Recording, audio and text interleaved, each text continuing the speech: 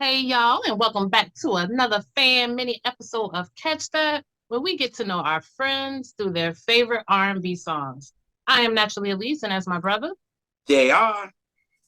and we are the R&B representatives, and we are happiest for various reasons. One, that the lovely Funlayo is gracing us with her presence, and when you see what song she picked, you'll see why JR is going to be extra happy. So. How about you tell us a little bit about yourself or a lot about yourself, as much as you want to share with the folks? Oh, well, first of all, I want to thank you all for having me. This is great. I am a big music head, so I love to be able to talk about music and especially what we're going to talk about. I'm excited. I am Iya Funlayo, PhD, affectionately known as your favorite scholar priestess. I am a scholar and priestess in the Ifa Orisha tradition. I practice and teach on African studies. I teach African languages. And music, of course, is such a big part of our heritage as Africans that I just love all things music. And so I'm really, really excited to be able to talk about one of my favorite songs this evening. Yes. So, how about you tell us what song you picked and if you remember the first time hearing it? Yes, so I picked All That I Can Say by Mary J. Blige. And I just have to say, honestly, I don't remember the first where I first heard the song, but I remember how influential Mary just was as a phenomenon. When she came onto the scene in the 90s, there was nothing like her out there. And my cousin Aisha and I, shout out to her, hey girl, we used to just sing and make dances to every song on the What's the 411 album. We would, Real Love and all of that. And of course, You Remind Me is still one of my favorite songs to sing. I'm a singer and, it's one of my favorite songs to sing. But one thing that struck me when this album came out, of course, as many people say, this is the Mary album is one of Mary's most personal albums. And what I really love about this song, when I considered which song I wanted to talk about with you all, the thing that really made me, that I remember feeling about this song when I first heard it, is that it's one of the few R&B songs that immediately comes to mind that's like this happy feeling, right? Of like loving you is wonderful, something like a miracle, right? Like coming through with this just sweet, even the music, right? And then the video, she's walking through the clouds. I mean, it just gave this very ethereal, very happy, very delightful kind of feeling that I feel like we don't get from R&B all the time. A lot of the songs are about, heartbreak, and especially with Mary, right? People always said, sad Mary makes the best music. And I hate when people say that because this song is my favorite, and it is probably arguably like her happiest and one of her most upbeat songs. Hmm. Yeah, yeah. Me and JR, we had a conversation before where about that whole. Well, we talked about this whole album and about people saying that about the happy Mary, sad Mary, because actually this alleged happy Mary that people talk about. I mean, the happy one, she was not in a happy place in Right, some of those later albums that people like to put that stamp on. And that was a right. time where she was going through a lot of turmoil. So it's like, nah, y'all ain't right. Y'all wrong. It's true. It's true. And even, in the presentation of the music, again, even where and this album is a really good indication of that, right? Where there's um it goes from that depth of despair. I think this is the one where Time Is Not on Our Side is on, and some of those other songs that really take us deep, deep inside, right? And so, like, there's definitely that aspect of angst that's there. And this is just to open the album with such this breath of fresh air was it just took me to another place. And every time I hear it, it's like those first chords just you're already like, oh, you know, it's like a light, beautiful feeling where you want to feel that way about somebody. It's definitely like blissful for real. Like you were saying, like you feel like the opening chorus, like it's just like, you know what I'm saying? So me, I'm a New Yorker. I heard this on Hot 97 for the first time, and I am the biggest like Mary fan. So right now I'm really happy. That's why I was smiling the whole time while y'all were talking, because I'm like, finally somebody picked a Mary. Catch that many. Thank you, Jesus. But Yes, and shout out to High 97 in NYC. You know, this Harlem world in the building. You know what I'm saying? Come on now. I got to act up a little more now. Got to act up a little bit more, you know? You know what? And I didn't tell JR that you were a New Yorker on purpose. I wanted him to find out in the moment. See, look at that. You're good. You're good. You did it. You did that. You did that. Because you see, I'm extra hyped now. So being from New York, you know, like Hot 97 loved Mary. You know what I'm saying? Like anything she came out, any remixes, anything. So this is the summer of '99. You know, Mary is just kind of like, I think the songs we kind of know is Beautiful that she did on the Stella, How Stella Got a Groove Back. And she's coming off Still Share My World. Still, I think the last single was like 7 Days and all that. So we there. So it's the summer and they just throw this on. And at first I was like, yo, who is this? Because they didn't say who it was. They just threw it on. Like, okay, who is this? And I was like, wait a minute. I know that voice. Like you said, Loving You is one. I'm like, that's Mary. And I'm like, but this ain't hip hop soul Mary. This is soul Mary. Like that's her influences. Like her real soul is in it. It's no longer the hip hop sample. So I'm like, did she? But it still had, the thing about this song that's so great is it still had that knock though. It had that syncopated bounce is what draws you in. Like first that ethereal chord, but then that boom boom boom where you just like, hold up, wait a minute. And it has that beautiful, I've realized that I really love that heavy syncopation in a song where it's almost like you're waiting for the next beat, you know, and I love that energy. And so that beat in particular, even just listening to the instrumental of that track, it just gives you so many different vibes of like that hip hop energy with the soulfulness, with the ethereal kind of heavenly feeling. And it's just such a beautiful track musically. And then of course Mary's voice and lyrics take it over the top. And then it was just like, when I heard it, then I was like, wait, did Mary work with Lauren or Wyclef? Because I'm like, this gives me that. And mind you, Wyclef just came off the My Love Is Your Love with Whitney. So I'm like, maybe. And then I'm like, Lauren did, you know, I Was Made to Love a joint with Whitney. So I'm thinking, and it got that bounce. So I'm like, oh, okay. And then it's just so smooth how Mary's just riding this thing. And then the video made it what it was. And it was just like, I was like, oh, we're getting into this era here. We're in a new era now. It's no longer like, y'all know when we heard I Can Love You, it was ghetto fabulous. It was just like, she was street, you know what I'm saying? But this one, she was just like a goddess. She wearing a dress like in the video. And it's a whole different thing. And it was like, finally Mary was showing that she was an artist. This was her of being an artist. And this was what I loved about it. So I was here for this era when I heard it. So, and Mary, and of course, she's the queen of vulnerability, but she's vulnerable in a different kind of way here.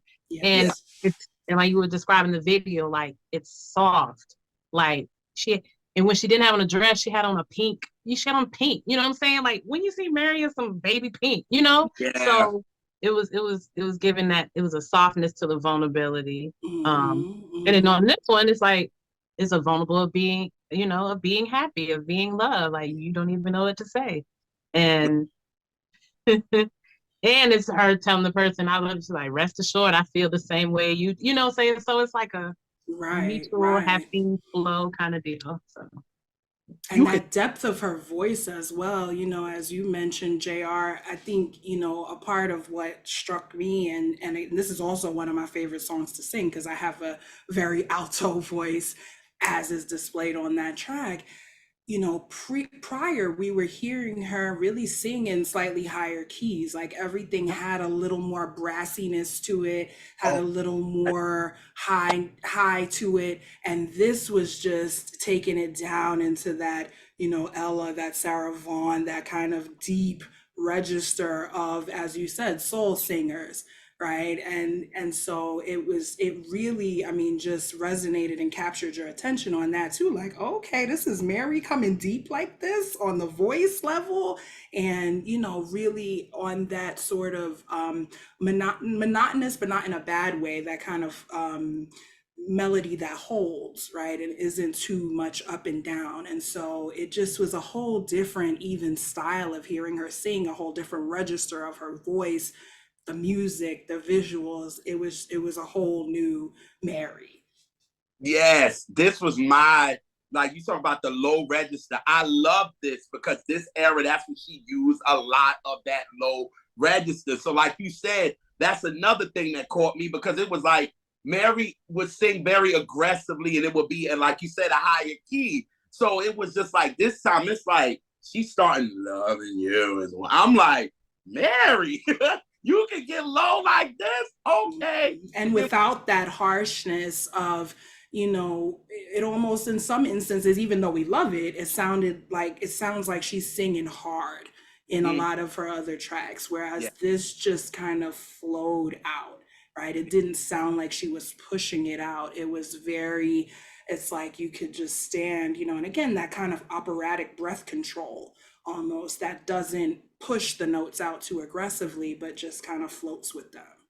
I could just Lauren doing this record though, because it's very Lauren, but it's still Mary lyrically. Like you could tell Lauren wrote these lyrics. Like it's definitely her, but Absolutely. her own. You know what I'm saying? Like sweeter than cinnamon. I don't think Mary would have wrote a line like that. Like she just wouldn't. And Lauren, it makes a lot of sense. You know what I mean? But again, Mary made it hers, and that's what I like seeing her do it live. Like when she did it on Queen Latifah, and Lauren came out, and it was just like Mary. It's hers because I know y'all knew that this should have went to Whitney first. Whitney was Hmm. I yes. did not know that. Whitney was supposed to have it first, and Whitney was like told Lauren that nah, I can't do it right now. So let's just do I Used to Love Her, the Stevie cover. So then Mary ended up getting it, and that's how that worked. And I was like, to be honest, I know Whitney would have Whitney-fied it. Don't get me wrong, but I think Mary did what it needed to be on this record. Like she just captured that blissfulness that we needed. Yeah, because I'm And, I'm trying to even imagine Whitney and you singing know, this. and even another place you could really hear the Lauren on it in the writing is because it has a very rapper sensibility about it. Genuine, it feels like Lauren, genuine, seraphim, Seraphim. sweeter than Right. cinnamon. It has a rapper kind of cadence to it. Yeah. Yeah, the Mm-hmm. whole thing does. The whole thing does. And I think that's part of why I'm like, Whitney, really? Because it just feels so hip hop, even with the soul elements. It's so hip hop that I'm Mm-hmm. like, I don't know if, I feel like, I mean, yeah, I'm glad that Mary did it. I think that just again, the depth of her voice and her connection with that hip hop aesthetic, that's so present in the song, Mm-hmm. really helped to make it what it is. Yeah, Yeah. which It's which made sense. Like I wish I could have heard more of like her and Lauren was a good combination because they have a similar perspective. right. Absolutely. And when I heard it, my first time hearing it too, I was like, is Mary taking that neo soul route too? That was the first thing that I thought because I was like, ooh, D'Angelo, I can feel him. I can feel a little bit of Erica on this. I'm like, Mary, you going that way too? But when you listen to the whole album, absolutely not. Like, no. But that, if y'all know what we were in right now, you know what I'm saying? We was in that neo soul thing. So it was like, most of the time, everybody kind of got to jump on board. So I'm like, is Mary jumping on board with this at first? So my mind is like, oh, I don't want this. Like, my mind was happy for the record, but I'm like, I hope Mary is not following, because we know Mary was not the follower. She started these trends. So I'm like, but then when I got to listen to the album, I'm like, absolutely not. No, this ain't neo soul at all. Like, Mary is just, this is her soul influence, but Mary can't help that she's street. So she's bringing that to these songs. You know what I'm saying? So a song like this, like y'all said, it would make sense because Lauren wrote it like hip hop. So Mary is the queen of hip hop soul, so it works. You know what I mean? So yeah, I couldn't have seen Whitney did it. I mean, Whitney would have did a thing, but I don't think it would have gotten the same cadence that we would have liked that Mary did it, you know? Right. I don't think it would erode the way that it does. And I do see those neo soul influences in it. And I think that's also what was brilliant in bringing it out as one of the singles on the album at the time, is that it could integrate into that landscape, right, without fully going over to it. It says, okay, I hear y'all, right? I'm in the same place with y'all. I can hang, you know, me and Jill, we got a little of the same kind of thing going on, and me and Erica, we got a little bit of touches of the same thing going on, but I'm still in my own category. Right, absolutely, absolutely.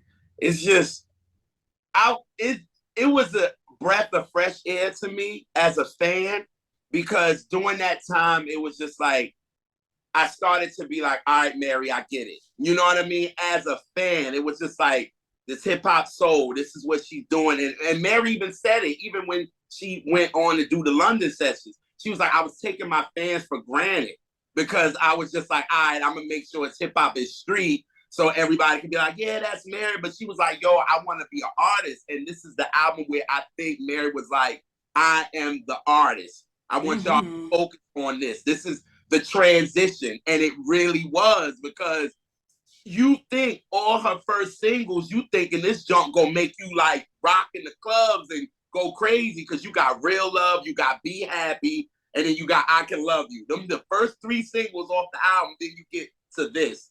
This ain't even no club joint. This is a joint where you're going to have an hour and you're getting you a little drink and you sit. It's not the first. It wasn't the first single. Huh? It wasn't the first single, technically.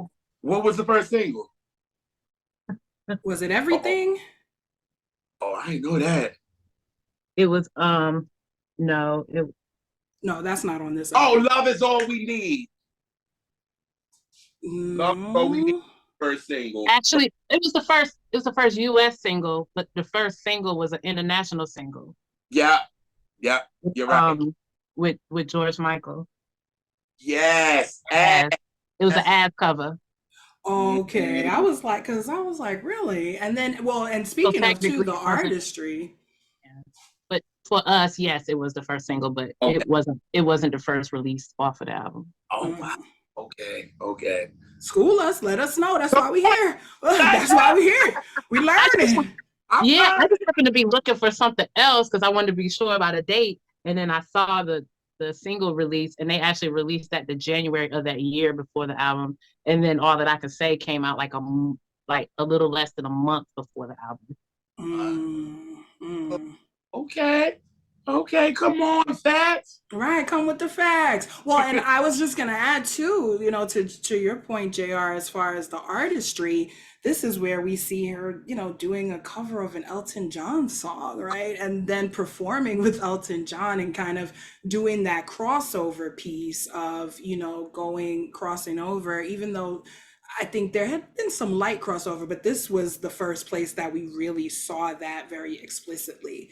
And so, you know, that also took her to another level of artistry with this album. And I think her to go from now, I think this is the first album she was in charge of what she wanted, rather than, because I mean, after her and Puff kind of broke up or whatever, and she did Share My Word, that was her kind of getting it together. It's like, all right, I don't have all the players no more, so I got to do this. So when it worked, she was like, you know what? this is gonna be the album that I want to do.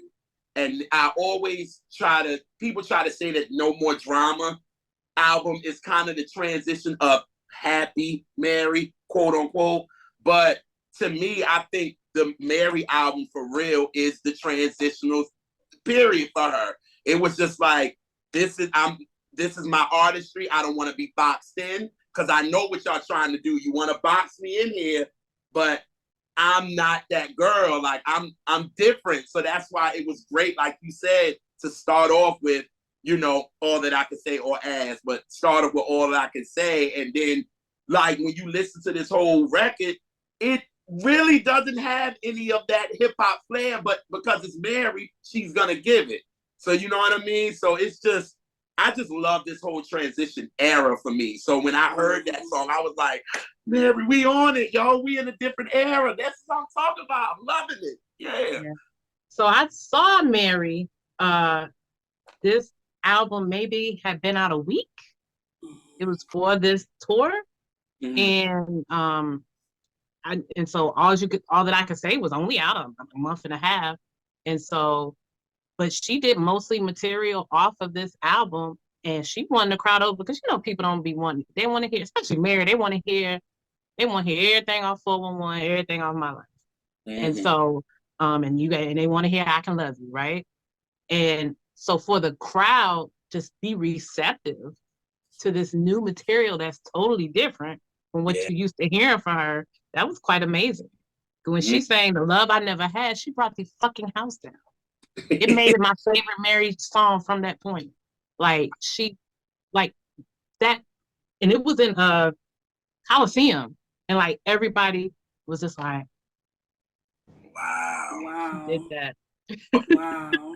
I don't think Mary could have even did a song like this here like a couple of years ago. I don't think it would have been accepted as it was then, at least at your concert, because again, this is the hip hop soul girl. They wouldn't have been able to accept All I Could Say or The Love I've Never Had or Time or Beautiful Ones, because it would have been like, nah, Mary, we want that. We don't want this. And I think by that time, I think we all, even as people, we get kind of sick of hearing the same thing all the time.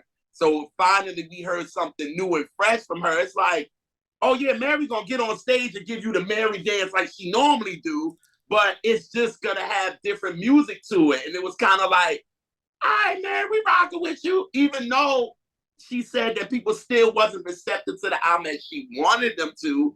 But I mean, selling 2 million, Mary, ain't bad. Some of the girls, right? Like, you know what I'm saying? Like, they want to sell that now. So, but she, and that's why it kind of bothers me that Mary don't even do this song a lot live. Like, she just brought it back on this Good Morning Gorgeous tour. But before then, it was like she never performed this song. And I used to be angry because I'm like, Mary, this was the transitional period for you. Like, this is when you became the world's, because you were ours. And then now doing stuff like this, after that Not Gonna Cry, now the world is looking at you now and you giving it to them and you like completely dismissed this album like crazy. And it bothers me. So when she performed All I Can Say, I was like, oh, thank you, Mary. Like, I've been wanting this, because Alise know when we went to the Roots picnic, I was like, girl, she gonna do the same set all over and all over again. And Alise was like, because we was with some friends of ours, and she was like, if y'all say set one more time, she was over it.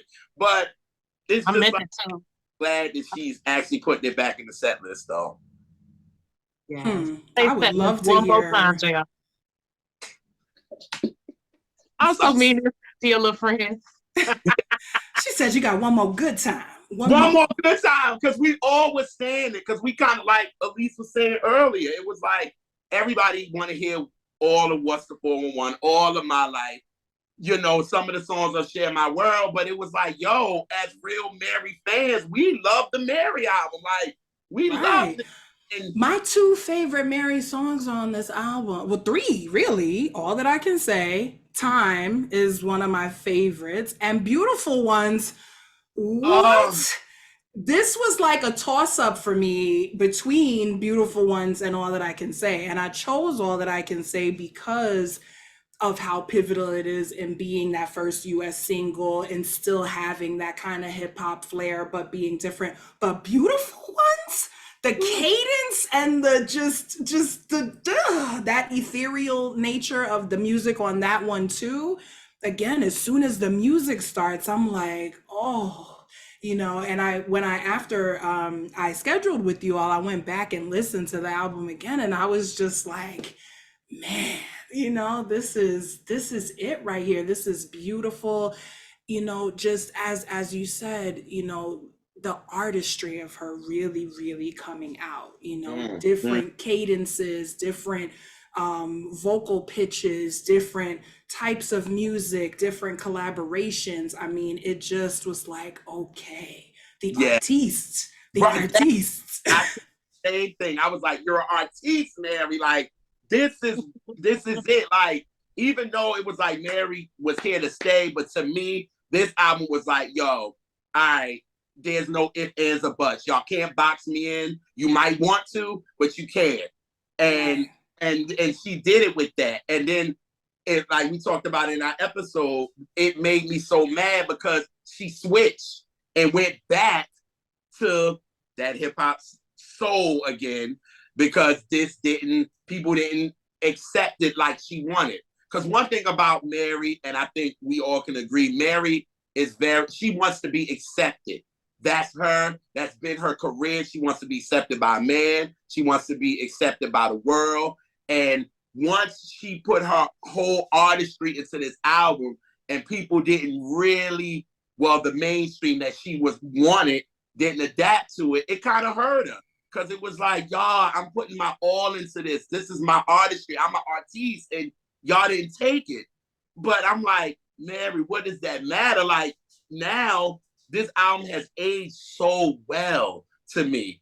Like, it's So aged well. so well to me. Like, like me and Alise said today, she was listening to the song 10 times. Like, she was like, I can't stop listening to it because there's albums that we loved back then and you listen to it now like, this didn't age very well. But the album that she doesn't really pay attention to aged so gracefully. And I'm like, with a single like All That I Can Say, like, you can't get no better than that. Like, I think to me, and that's really my favorite like single from her because again, the cadence of it, how she sounds using that low register that she doesn't use, and it's just the transition for me for this, and I just think it's so great, and I'm glad. Thank you, Mary. If you ever see this, thank you for actually doing the song because you paid no attention to it. You paid it dust, and it got on my nerves. But anyway.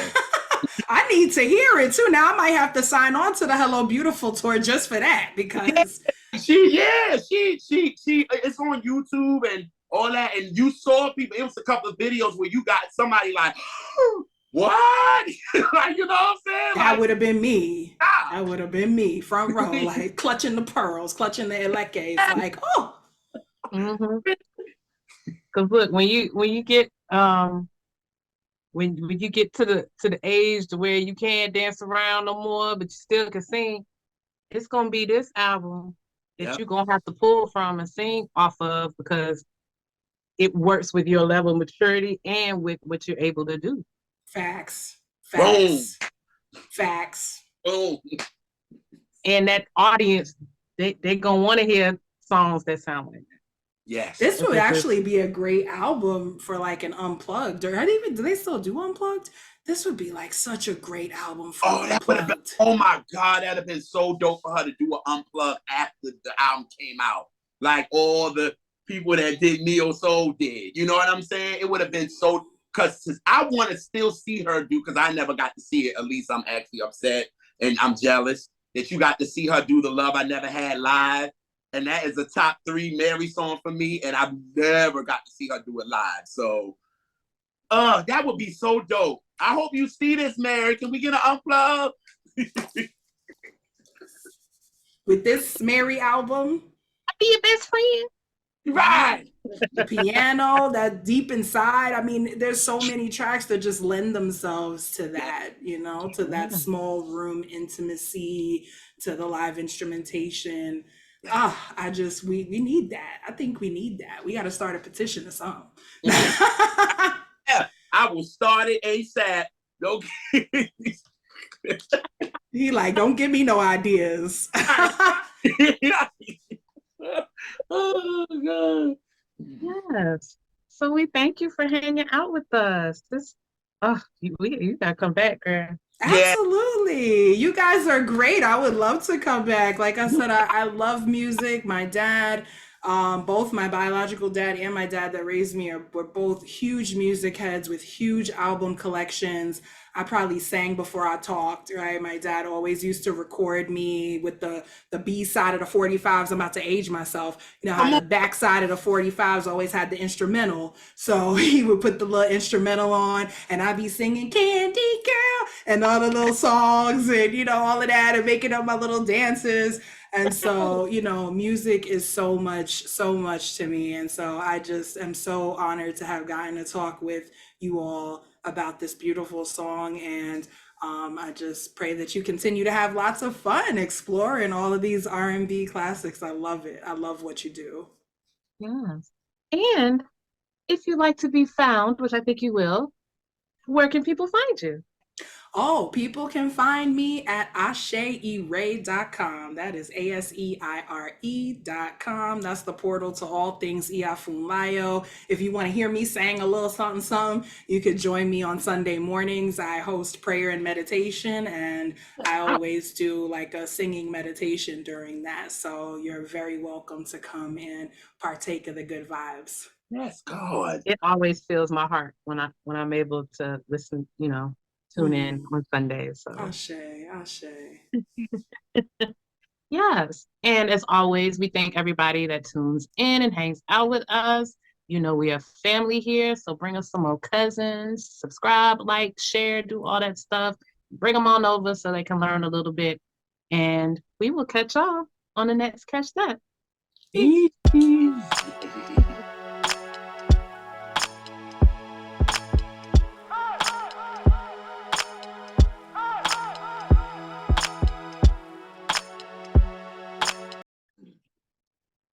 Hey, y'all. Welcome back to another fan mini episode of Catch That, where we get to know our friends through their favorite R&B songs. I am Naturally Alise, and that's my bro. JR. And we are the R&B representatives. And today we are welcoming the homie, Miss Crystal Bubbling. Hey, boo. Hey boo, hey y'all, how you doing today? We doing good, good, good, Good. I'm good. Good. excited to be here. Yes. So for folks who may not know you, I know you. But folks may not know you. Tell us a little bit about yourself, as little or as much as you like to tell. Well, I'm a graduate of the illustrious North Carolina A. Go ahead. The Zoom was hating on the Aggies, boy. The Zoom said none of that stuff. None of that. But yeah, so I'm a graduate of the illustrious North Carolina A&T State University. I worked actually at 102 Jams in Greensboro for a little while. That's where I started.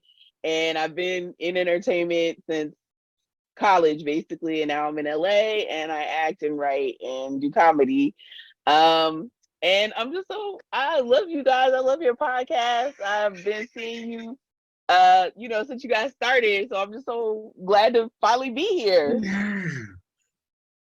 Hey, so how about you tell us what song you picked and if you remember the first time hearing it and how it made you feel? So I picked Fantasia Barrino, Falling in Love Tonight. And the first time I heard it was when that album Back to Me came out, because I am a Fantasia stan. Like I don't know that there's a whole lot of us because people be sleeping on my girl Tasia May, but I have been since American Idol. I'm there, okay? And the first time I heard it was obviously the Back to Me album. And so when I moved I was living in Houston before I moved to LA, and I drove basically across the country. And I probably played that song like 17 times back to back. I would do like 12 hours max every day. And every time that's the song that started the ride. And it just made me feel like it made me believe in love, because I had some horrible romantic experiences. I'm still very bitter and jaded, but every time I hear it, Amen, I somebody. believe, I'm sorry. yeah, I believe there's hope for somebody else. Maybe not me, but maybe it's Right. you. Maybe it's you. Hey, if it happened to me, it can happen to anybody. Yeah, I know that's right. I know that's right. I mean, it can't happen for me because that door is shut, honey. The door is closed. That's what I thought too. I'm refusing entry. Stop him at the door. I'm certain I missed out on like 4 blessings. Just no. Just no. When I say I'm bitter and jaded, I'm for real about it. I only receive love in music and reality shows. You right. Music can never do you wrong. I like that. Mm-hmm. It don't talk back. It don't And be don't. asking you to do weird sex things or make you cook. And don't. Mm-hmm.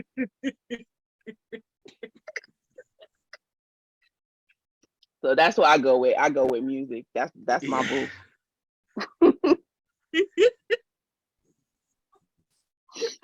Yeah, I'm like you. When I heard Falling in Love Tonight, I needed something to bring me down after the thrill was gone. Cause that is my joint with her and CeeLo. Mm-hmm. That is my joint. So Oh I'm on yeah. this soulful high after that record. So I'm like, okay, where we going next? And it just comes in with the little, keyboard. Yeah. And then it comes in and Fantasia. It just makes you feel like you want to find love. You know what I mean? Like you said, hopefully I can get that, because I don't know what the fuck been happening over here. But at the end of the day, I was like, yo, when I heard it, I was like, yo, this is such a great song. Like, it's a summer night type of joint. You on the beach walking with, you know what I'm saying? Somebody special. And it's like it's night outside and it's dope. You know what I mean? So to hear that, and I was like, oh, we need this as a single. I was like, this should have been a single. I don't know what they was thinking, but what I was telling Alise a little earlier, I was like, with Fantasia going through what she went through during the album, you know what I mean? After, she went through taking all the pills and all that. I think that's why they went with I'm Doing Me as the single, because it was like, okay, she's coming out of something really serious and it's like, I'm Doing Me. But I'm like, this song would have been the song that would have been, it could have been a makeup from what she did on Ellen with Baby Mama. Look, I'm sorry. I wish she would have never did that song on Ellen. I love Tasia. I love it. But that was the song not to do for Ellen. So I was like, this song she could have did on Ellen, had the crowd rocking with her. Because we going to rock with Baby Mama because we get it. You know what I mean? Right. It's that audience don't really get Baby Mama like that, like we do. So that's why I was like, he performed that on Ellen. I'm like, oh, she get that with me, but that's okay. But what she should have done on Ellen, because she's on the most mainstream show that ever mainstreamed, she should have did one of her black ass songs, like a Free Yourself, and bring that to somebody else. Or this song, Crystal Pick, which was more of a crossover. That song had more of a crossover ability. So she did Free Yourself or this song, and either black it up, but still great like mechanics and a beautiful song, or went with this that had more of a poppy feel to it. Yeah. Well, the reason I'm sure she did Baby Mama on Ellen was because that was the song she did on American Idol. because that was her True. first single out of American Idol. And you know, like when they win, and then with the Simon and the contracts and everything, they have them, you know, they have a whole team for them. We're gonna write your Right. first album, your song produced, just like Ruben's was Flying Without Wings. I'm Yeah. also a Ruben Studdard stan. But so you know, that's why, because like American Idol is the biggest whitest show of all time, and then Ellen was the Right. biggest whitest show of all time. Yeah. And they probably were like, you know, yeah, Fantasia has fans, and Fantasia has fans from American Idol, but did they really follow her? You know, like we followed her. You know what I'm saying? Right. Because people will be like, you know, you'll be talking. I remember when this album came out, and I was talking about it around some uh less melanated people, and they were like, "Oh, she's still doing music?" Like all they do was, yeah, they do the Lifetime movie, and they thought that was it. And I'm like, child, the girl on tour, like she got a song with Kelly Rowland. Like, what are you talking about right now? Like, Right. Fantasia's still out here. So I mean, Wow. I see why they did that, but this album had a whole bunch of songs that she could have done on Ellen. Because if she done like Falling in Love Tonight, of course. Yeah. If she'd have done Even Angels, that would have been the, you know, the God, what was that moment? There was a song, it was like the late 90s, it was the white person, but it was like at every graduation, it was like Remember Me, blah blah blah blah. The Even Angels could have done what the I'm Doing Me was supposed to do. Because I don't even remember like a big buzz about I'm Doing Me. It really wasn't at Yeah. all, because it bugged me out too, because it was like she was doing Bittersweet, which was the single. It got her a Grammy, so cool. But it was like she was performing like Man of the House. She was performing that a lot around like George Lopez, and she was doing that on the Good Morning America and all that. And I'm like, but then okay, well, if she's performing that, then why did y'all go with I'm Doing Me? Because she's not even performing this. So it was all over the place. And I'm like, y'all got the single right there, Falling in Love Tonight. You're coming out of the summer. This is it's an out of the summer smash. Like Rico Love is just coming off of Usher and Beyonce, and he's hot. There you go. You got it. Like it's in your hands. You know what I mean? And I'm like, it could have been a fun video. It could have been, everything could have worked with it. And it could have been such a big song, but I don't know why they went with I'm Doing Me. And then after that, then I was really mad when they ended it with collard greens and cornbread as a single. I was like, what? But you know, too, she wasn't, I think, yeah, she was independent at this time. So they were, you know, it wasn't, she didn't have like, what was it? She was on RCA, I think. Yeah. Album or two. Like, you know, they didn't have the, what's it called? They didn't have the pencil pushers to be like, oh, the metrics, you know, it was probably like, you know, oh, these are the songs that I love the most and get the message I want to send across, which is great. And artists do that because, you know, they be sensitive about their shit. But girl, Asia, we trying to get you some checks, honey. We want you doing the Super Bowl halftime show, honey. That part. Ain't no reason Fantasia shouldn't be in Dubai performing on water slides and shit like Beyonce, because Fantasia been in it just as long. Speak on it. The girl can sing, and the girl gives you a show. Baby. That's the wonderful thing about Fantasia, is the live show is always gonna be hitting. And that's like her strength. Like, yeah, you don't need to have strong albums. If you're an amazing live performer, you're gonna keep getting checks. It's just gonna be different checks. Right. That's little Patty. For real. She take out the Patty. That's little Patty. Patty stays touring. That's all she does. Patty with them albums. But that live show, it's gonna be that girl. But if you try to listen to full albums and bodies of work, I'm gonna need you to move on to the next artist. But yeah, well, I need you to listen to a LaBelle. I'm gonna need you to listen to a LaBelle album, and then I you was get your about to body say of there, work. go there. You can go to LaBelle. That Yeah, LaBelle stuff play through every single album, but it's just the album, and then the '80s period where everything was very experimental. Everything was in flux, so everybody was trying to figure out their sound. So a lot of albums there, even by legends, are a little like they have strong singles, but the album cuts be like, right.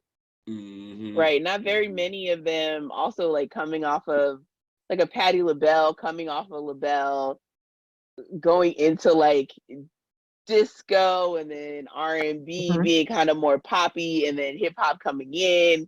It's like, where is the placement for me for somebody who was like, like her, like Gladys Knight, like Tina Turner, who were like, doing like soul reviews and stuff like that.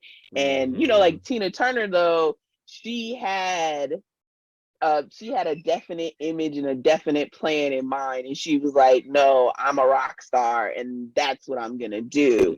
And then of course, just because of the industry, it was like, oh, you're black, so that's R&B, but we know it's rock and roll, but we created that too, so it's fine. Come on. It's all ours. It's all ours. Mine. That's why the Beatles came a calling to Tina. But Tina and Ike was already doing it, even though it's fuck Ike till it's backwards. But yeah, but Tina had a plan. Yes, Patti and them was like, with the kids talking about with the children doing. What little Michael doing? I know what little Michael doing. Oh, he got the Jerry curl and he moved. What's the moonwalk? My knees don't go that way, y'all. So but. Yeah, sorry. The thing with Patti, even though it wasn't necessarily like solid albums, in every era she found a way to have some hot singles, like truly amazing songs. In every era. I mean, and the most recent era, the hottest single she had was that Patty Pie, honey, because people were like. People who weren't, and it's hard to believe anybody is not up on Patti LaBelle, but it was people that was like, who's this Patti LaBelle person? Let me find out. And them Patty Pies, they go to the championships every Thanksgiving. Baby.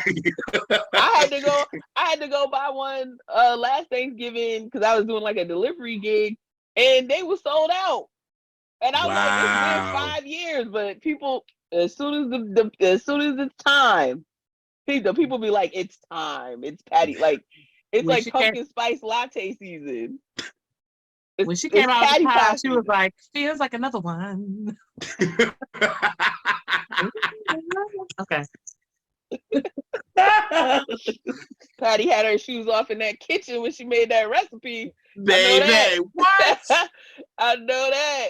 I'm putting my whole foot. Let me put my whole foot. That's what and that's why with Fantasia, that's what, like, but I think this era this was the first era she was doing the rock soul thing. Like, this was, she was starting to tell us, I want to do rock soul. So when you heard Move on Me, you was like, oh, okay. But then when you hear the whole album, you like, no, that ain't what you giving. You know what I mean? So it was like, all right, bittersweet, cool. And then that's what I'm saying. When I heard Thriller's Gone, I said, oh, that's the one. And then coming right after that with Falling in Love Tonight, I said, that's the one too. I was absolutely. Like, and say, you got one with this one, yo, please. I was like, release this as a single. And she never did. I was just like, this hurts, man. Because I was like, this was a single for sure. And I just wish she would have. And then the song just feels good. And then I just love when Rico Love just say romances in the air. Like, I just love that. And you know what I'm saying? Like, I love that. Every time that part comes up, I'll be like, that's my shit. Like, you know what I mean? And I was just like, this could have, but again, I think that's the crossover thing we looking at. You know what I mean? And I think Fantasia's team was just like, listen, you sold. That's just what it is. You know what I'm saying? And I think Alise was talking about that from the beginning, that they really didn't accept her over in that crossover world. Like, they really didn't. Like, you know, I Believe was that, but that came from when she did the show. So it was like, all right, we like that. Cool. Then when she came with Truth Is, it was like, the Black community accepted that wholeheartedly. Like, give me more. That's my shit. They still singing. You know what I'm saying? So right. They were when Truth Is came out and all that, they were like, okay, you go back over there. And even I Believe it was great for the moment. Like when she won, it was still very gospel-y, which we know that's her background. Yeah. And for some people, that's still too Black. Yeah. So they was like, okay, well, she could be over there. On Falling in Love Tonight, I don't want to say it's my favorite part of the song because I love the song as a whole, but that at the end, when that beat comes in, like it's going off and it gets so funky. Yes. That's my favorite part of the song. Yeah. Yeah. It enrages me every time. I love it, but I get so mad. It's like there's a Justin Timberlake song where he does that, where the beat flips at the end. And it's like, why wasn't this the beat for the song? Yeah. Because when it's like, on Falling in Love, when it's like, turn the lights off. I'm like, yeah, and it just rides. And they let it ride. Like, I could have fell in love and Park. Give me more Park time. I had a lot of falling in love time. Now I need some ass shaking time. Give me both. Give me both. Fantasia, take us back to 6-minute songs with 2-minute, outros. Give me that. I agree. Give us that. Yeah. Agreed. You fall in love. You want to shake ass on your boo, right? Right, Alise? You the expert in this room, right? You want to shake ass on your boo thing, right? Yes. Right. So like, it makes sense. Fantasia, you could have totally been the conduit to a lot of love and ass shaking, and you dropped the ball for us, sis. You dropped the ball. We still love you. You can we need, sometimes we need a shepherd in the valley of darkness. I've never read the Bible. I don't know if that means anything. Sounds legit to me. We're gonna roll with that. I like it. I feel like those words are in the Bible. I don't know if they're together. I don't know. I like it, but I'm a heathen as well, so there's that. See what I'm doing? Heathen right here. Amen. Child, I'm hungover. Jesus in them drunk wine like mud. And because he turned water into wine. Keep the party going. I drink wine on Sunday and do. I'm hungover. That's your communion. Amen. I'm hungover, so that's why I got. Where my wife from? She got the Gatorade. We did a little too much last night. We did a little. You know. Man. But it was fun. I met Jesus Nice randomly. It was fun. Oh, really? Yeah, from the Bodega Boys. Yeah. I was like, oh, okay. And I met the guy who created the game Pictionary. LA be so random, y'all. It just be so random. It's so random. It was like, oh, okay. And I was on the Pictionary game show on TV, but I didn't find out. My friend didn't tell me till after he left. I was like, oh, snap. I was on his show, but it's just so random. Just the oddest. Yes. The world is a weird place, And small as fuck. Very much so. Yeah. Very much so. Oh man. Well, thank you for talking with us, Miss Unsung. And other things. It was fun. Of course, my pleasure. Thank you for having me. She gotta come back again, pick another song. I'm sorry. Yeah. This is awesome. I would love to anytime. Yes. Yes. And we appreciate you hanging out with us. For our folks that are watching, tell them how they can find you if you would like to be found. You guys can find me on all the platforms at Crystal Bubbling, Twitter, Instagram, TikTok. on Facebook when I'm over there. But Elise knows I be in one room on Facebook and then that's it. But yeah, so you can find me everywhere at Crystal Bubbling. And yeah, feel free to hit me up, follow me. I talk back, I troll. And We have a good time. And do. We have I mean, you know, we have a good time. We have a good time. So yeah. Yes. Yeah, so make sure you check her out. She's very dope. She's hilarious. But I think y'all figured that out already. But we appreciate everybody who hangs out in the live chat, talking with us and talking shit during the episodes. Y'all's our cousins and bring us some old cousins. Yeah. And we will catch y'all on the next Catch That. Peace out, y'all.